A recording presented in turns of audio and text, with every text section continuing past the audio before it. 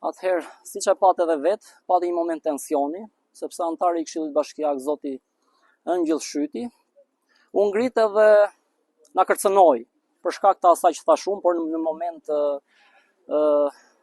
acarimi, tensioni, sepse kuptohet pasi u miratua vendim për cilin ne ishim totalisht kundër, dhe ne i paraqitëm të gjitha argumentet, kryetari i bashkisë tha jo, këto janë teka, është e pavërtet, dhe deri në momentin që situata ishte shumë e qetë, shumë normale, çdo gjë ishte racionale. Pra të gjitha argumentet që paraqitëm ne dhe i kemi paraqitur vazhdimisht, dihen dhe janë shumë të arsyeshme.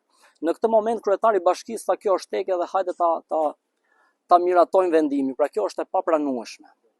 Kështu që nga ky moment ndodhi edhe tensioni me antarin e Këshillit Bashkiak. Tani, ajo çfarë duhet dihet me siguri, ne nuk kemi për ta lënë këtu këtë punë. Edhe për këshilltarët turp të kenë, ata që kanë mbajtur këtë qëndrim që nga fillimi, ata që e ndryshuan më vjen shumë keq që duhet të gjendeshin përballë kësaj situate. Ose që ata ishin të detyruar të ndryshonin bindjen e tyre, është e papranueshme. Më vjen realisht keq për gjendjen ku janë, për ata, jo për mua. Kështu që praktikisht kjo punë nuk ka për të ngelur këtu.